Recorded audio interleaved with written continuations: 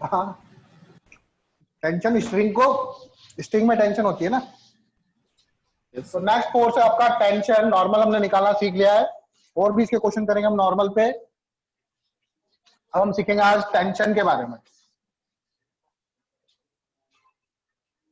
तो हम पढ़ रहे थे NLM, Newton laws of motion. ठीक है, तो अब देखो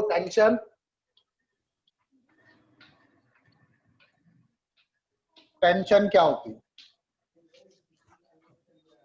तो देखो यहाँ पर मान लो ये फ्लोर सीलिंग है। सीलिंग के से मैंने एक रस्सी लेके एक मास एम को ऐसे लटका दिया, और ये आपका ग्राउंड है।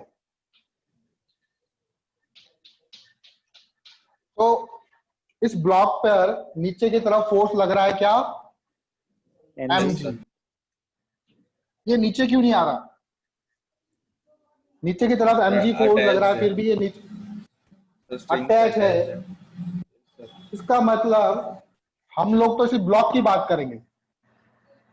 हम लोग सिर्फ ब्लॉक को देखेंगे, तो ब्लॉक पर सिर्फ एम जी लग रहा है और ये इससे अटैच है। तो मतलब ये वाली जो स्ट्रिंग है, ये स्ट्रिंग इस पे फोर्स लगा दी हुई शायद। Yes, sir. तो ये स्ट्रिंग की तरफ फोर्स लगा रही है ऊपर की तरफ। क्योंकि ब्लॉक जो है मूव नहीं कर रहा है, तो टी इक्वल टू क्या होगा? टी इक्वल टू हो जाएगा एम जी के। तो स्ट्रिंग के पे जो फोर्स लगता है, स्ट्रिंग पे जो फोर्स लगता है उसे बोलते हैं हम लोग टेंशन। ये जो स्ट्रिंग ली है, ये स्ट्रिंग मैंने ली है आइडियल स्ट्रिंग। स्ट्रिंग जो है आपकी आइडियल स्ट्रिंग है। ठीक है, आइडियल स्ट्रिंग क्या होती है? इसका मास हम कंसीडर नहीं करेंगे। एक्चुअल में तो मास होता है प्रैक्टिकल लाइफ में, लेकिन हम इसका मास कंसीडर नहीं करेंगे। मासलेस, फ्रिक्शन लेस, इस स्ट्रिंग पे कोई फ्रिक्शन भी नहीं लगेगा। आइडियल स्ट्रिंग में कोई फ्रिक्शन नहीं लगता। और नॉन एक्सटेंसिबल। नॉन एक्सटेंसिबल मतलब जैसे इलास्टिक होती है ना, वैसे इलास्टिक जैसी प्रॉपर्टी नहीं है इसमें। अगर खींचोगे तो ये टूट जाएगा। ठीक है, एक्सटेंसिबल नहीं है, इसको खींच नहीं सकते, खींचोगे तो टूट जाएगी। नॉन एक्सटेंसिबल, तो उस स्ट्रिंग को बोलते हैं आइडियल स्ट्रिंग। तो आइडियल स्ट्रिंग के केस में जो टेंशन होती है, हर पॉइंट पे टेंशन क्या रहेगी? सेम रहेगी। ठीक है, एक आता है एफबीडी। एफबीडी होता है free body diagram. Free body diagram. तो फ्री बॉडी डायग्राम में क्या है? फ्री बॉडी डायग्राम में हम लोग जो भी बॉडी ली है, उस बॉडी पे जो जो फोर्सेस जिस डायरेक्शन में लगे हैं, उन डायरेक्शन को हम लोग रिप्रेजेंट करते हैं। ठीक है, फ्री बॉडी डायग्राम में हम क्या करते हैं? जैसे मैंने ब्लॉक ले लिया, तो ब्लॉक की एफबीडी क्या होगी? ब्लॉक पे कौन कौन से फोर्स लग रहे हैं? ब्लॉक पे इधर फोर्स लग रहा है एमजी, और ऊपर Tension. फोर्स लग रहा है टेंशन। ठीक है, ये एफबीडी होगी किसकी? ये ब्लॉक की एफबीडी बन गई। आप बोलोगे free body diagram of block. मैं बोलूं रॉक के लिए एफबीडी। अब रॉक जो है या फिर स्ट्रिंग जो है वो ऊपर से अटैच है, तो ये इस फ्लोर को भी खींच रही होगी, तो ऊपर भी टेंशन लग रहा होगा। इस वाले पॉइंट पर भी टेंशन लग रहा है, क्योंकि every action has equal and opposite reaction. अगर इधर टेंशन लग रहा है तो इस पॉइंट पे भी टेंशन लग रहा होगा। तो रॉप के लिए अगर मैं एफबीडी बनाऊं, तो रॉप इस तरह से, रॉप के इस वाले पॉइंट पे टेंशन इधर लग रही है, नीचे वाले पॉइंट पे टेंशन इधर लग रही है। ठीक है, तो एफबीडी क्या होती है? एफबीडी आपका रिप्रेजेंट करता है किसको? किसी भी बॉडी पे जो नेट फोर्सेस, कौन कौन से फोर्स लग रहे हैं, उन फोर्सेस को रिप्रेजेंट करने को ही फ्री बॉडी डायग्राम बोलते हैं। ये बात समझ में आई? टेंशन इक्वल टू एमजी क्यों हुआ? क्योंकि ब्लॉक मूव नहीं कर रहा है, तो ऊपर वाला फोर्स और नीचे वाले फोर्स बराबर होंगे, तो टी इक्वल टू क्या हो जाएगा? एमजी के हो जाएगा। तो स्ट्रिंग के में जो फोर्स लगती है उसे हम लोग बोलते हैं टेंशन। स्ट्रिंग के अंदर जो स्ट्रिंग में जो फोर्सेस लगती है उसे बोलते हैं हम लोग टेंशन। ठीक है, और मासलेस स्ट्रिंग है। एक और पॉइंट लिखो, इन मासलेस स्ट्रिंग, अगर आपकी स्ट्रिंग मासलेस है, तो मासलेस स्ट्रिंग में हर पॉइंट पर यहां पर भी टेंशन की वैल्यू T है, यहां पर भी टेंशन की वैल्यू T ही होगी. In massless string tension at every point, tension at every point on string, every point on string is same. अगर स्ट्रिंग आपकी मासलेस हुई तो उसके हर पॉइंट पे टेंशन जो होगी वो सेम रहेगी. ठीक है, इसको लिख लो आप लोग, और कोई डाउट हो तो पूछो. चलो अभी क्वेश्चन करते हैं. टेंशन हमने निकालना सीख लिया, क्वेश्चन करते हैं अब हम टेंशन पर. तो पहले सिंपल सिंपल क्वेश्चन लूंगा, फिर थोड़ा टफ टफ लूंगा. ठीक है,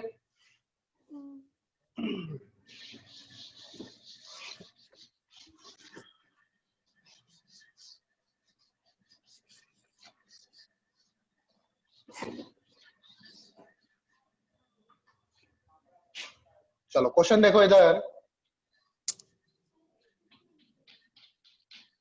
ठीक है, ये सीलिंग, यहां से एक स्ट्रिंग आई, इस स्ट्रिंग से एक ब्लॉक ऐसे कनेक्ट है.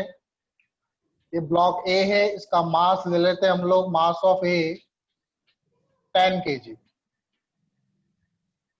फिर इस ब्लॉक के नीचे से एक और स्ट्रिंग है, इससे कनेक्ट है बी ब्लॉक. इस बी ब्लॉक का मास है, mass of B block 20 kg. ठीक है, यहाँ पे दो स्ट्रिंग दिख रही है आपको. एक स्ट्रिंग तो यहां से यहां तक ए से कनेक्ट है, और दूसरी स्ट्रिंग ए और बी के बीच में कनेक्ट है, और ये नीचे क्या है, ग्राउंड. ठीक है, ग्राउंड से ऊपर है ये दोनों सिस्टम पूरा. String S1, string S2. तो S1 और S2 में मुझे टेंशन फाइंड करनी है. फाइंड टेंशन इन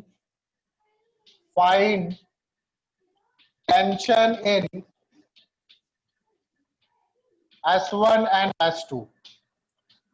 स्ट्रिंग 1 और स्ट्रिंग 2 में हमें टेंशन फाइंड करनी है. तो कैसे करेंगे देखो, पहले एक क्वेश्चन मैं करवा देता हूं, फिर आपको करवाऊंगा. तो देखो यहाँ पे टेंशन कैसे निकालेंगे. इस वाले ब्लॉक पर फोर्स लग रहा होगा नीचे की तरफ, कितना, mb इंटू जी, मास इंटू ग्रेविटेशनल एक्सेलरेशन. इस वाली स्ट्रिंग पे टेंशन ऊपर लग रहा होगा T2, और T2 बैलेंस कर रहा होगा इसको. इस पॉइंट पे T2 लग रहा है, तो every action is equal and opposite action. तो इस वाले पॉइंट पे टेंशन अपोजिट में होगा T2. याद रखना, टेंशन जो है हमेशा ब्लॉक से अवे बनाना. जिस भी चीज के लिए हम लोग टेंशन देख रहे हैं उससे अवे जाए. जैसे बी के लिए देखा तो उससे अवे, ए के लिए देखूंगा तो ए से अवे. अब यहाँ पर एक से देखूंगा, ए के लिए टेंशन, तो टेंशन यहाँ पर क्या होगी, ऊपर की तरफ T1. ठीक है, आप चाहो तो इनका अलग अलग एफबीडी बना सकते हो, फ्री बॉडी डायग्राम बना सकते हो आप. एफबीडी पहले ए के लिए, पहले बी के लिए बना लो. तो बी पर देखो कौन कौन से फोर्स लग रहे हैं. बी पर नीचे लग रहा है MBG, और ऊपर क्या लग रहा है, इस पे टेंशन T2. तो T2 और MBG बराबर होंगे. बी ब्लॉक पर ये फोर्स लगे तो T2 बराबर क्या हो जाएगा, T2 इक्वल टू हो जाएगा MB इंटू जी. MB कितना है, मास 20 kg, और G की वैल्यू होती है 10. तो कितना आ जाएगा, T2 की वैल्यू आ जाएगी 200 न्यूटन. क्योंकि ये भी फोर्स है तो इसकी यूनिट भी क्या होगी, न्यूटन ही यूनिट होगी. टेंशन भी एक तरह का फोर्स है. तो T2 इक्वल टू हो जाएगा 200 न्यूटन. अब आप निकालो FBD of B block, A block की. ए ब्लॉक की एफबीडी बनाओ. देखो ए ब्लॉक ऐसे है, इस पे ऊपर लग रहा है कितना फोर्स, T1, नीचे लग रहा है T2, नीचे T2 लग रहा है. साथ में इस ए ब्लॉक का मास भी तो है, तो MAG भी लग रहा होगा इस पे, MA इंटू जी. तो नीचे की तरफ MA इंटू जी भी लग रहा होगा. क्योंकि ब्लॉक जो है मूव नहीं कर रहा है, तो ऊपर वाले फोर्सेस इक्वल टू नीचे वाले फोर्सेस. तो T1 इक्वल टू हो जाएगा T2 प्लस MA इंटू जी. T2 की वैल्यू कितनी है, T2 हमारे पास 200 न्यूटन है, तो इस पे 200 लिख दो. MA कितना है, मास ऑफ ए 10, और G की वैल्यू कितनी है 10. तो T1 इक्वल टू आ जाएगा आपके पास 200 प्लस 100, 300 न्यूटन। कितना आ जाएगा? 300 न्यूटन। आया समझ में? कोई डाउट हो बेटा पूछ लो।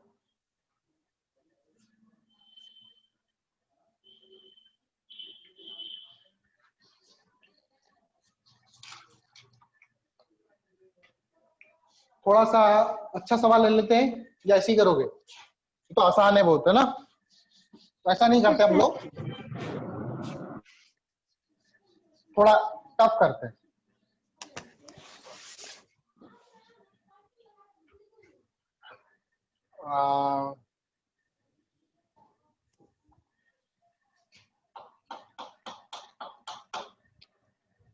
एक स्ट्रिंग को मैंने यहां से कनेक्ट किया, एक स्ट्रिंग को मैंने यहां से कनेक्ट किया, और फिर एक स्ट्रिंग को यहां से कनेक्ट करके मैंने यहां पर एक 10 kg का ब्लॉक लटका दिया।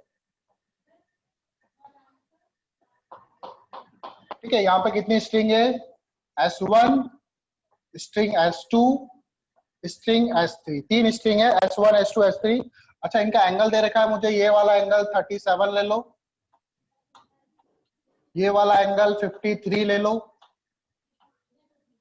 तो मुझे फाइंड करना है tension in S1, S2 and S3। Find tension, find tension in S1, S2 and S3। S1, S2 और S3 में टेंशन निकालना है। ठीक है, आप लोग क्या करोगे, इस पॉइंट की एफबीडी बना लेना।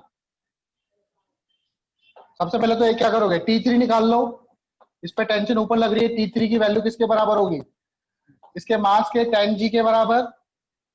लेकिन इस वाले पॉइंट पे क्या करोगे, इस पॉइंट पे इधर की तरफ टेंशन T1 मान लो, S1 स्ट्रिंग पे टेंशन, क्योंकि मैंने बताया था कि स्ट्रिंग, हर स्ट्रिंग पे टेंशन अलग अलग होती है। जहां से स्ट्रिंग अलग होगी, इसके हर पॉइंट पे टेंशन T1 होगा। लेकिन ये स्ट्रिंग और ये स्ट्रिंग अलग है, तो इस पे टेंशन T1, तो इस पे T1 नहीं होगा। ठीक है, इस पे टेंशन क्या होगी, अलग होगी। इस पे टेंशन आपकी T2 होगी, और इधर क्या लगेगा आपका T3। ठीक है, आधा काम मैंने कर दिया। कंपोनेंट करके इसको इक्वेट कर दो। T1 T2 के कंपोनेंट करो और T3 के इक्वेट करो उसको।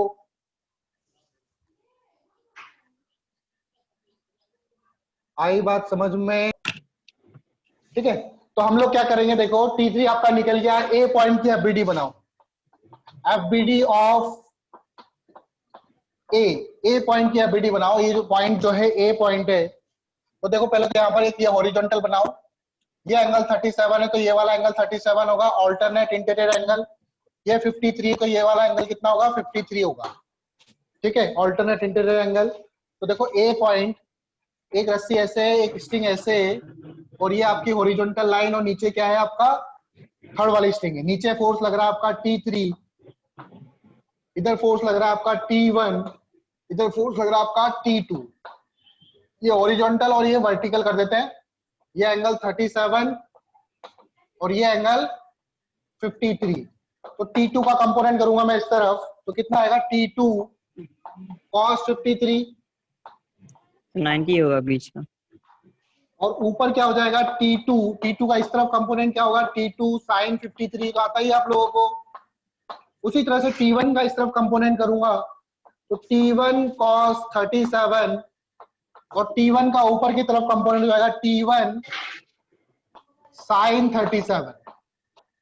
तो देखो पहले हॉरिजॉन्टल कंपोनेंट को बैलेंस करेंगे, फिर वर्टिकल कंपोनेंट को बैलेंस करेंगे।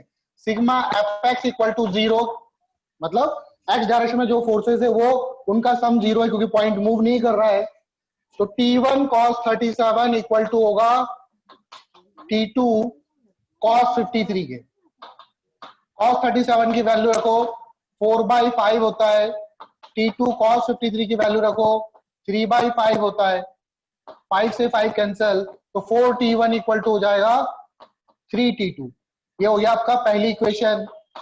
अब दूसरी इक्वेशन क्या है, T1 sin 37 plus T2 sin 53, ये T3 के बराबर होगा T1 sin 37 plus T2 sin 53। ऊपर वाले फोर्सेस इक्वल टू नीचे वाले forces equal to T3। Value रख दो। T1 sin 37 कितना होता है 3/5 T1, T2 कितना sin 53 4/5 इंटू T2। T3 की वैल्यू आ गई हमारे पास कितनी, T3 होगा आपका 100 न्यूटन, ये पहले बता चुका हूं मैं, ये 100 न्यूटन होगा। सॉल्व करेंगे, क्रॉस मल्टीप्लाई करेंगे, 7T1 इक्वल टू 500, तो T1 इक्वल टू हो जाएगा 500/7। चेक करो देखो कहीं गलती तो नहीं करी।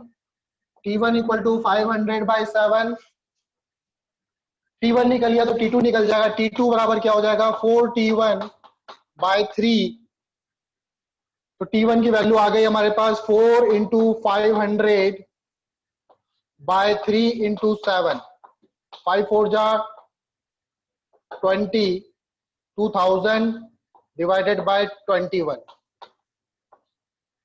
दीपायन देखो कैलकुलेशन में कहीं गलती तो नहीं हुई।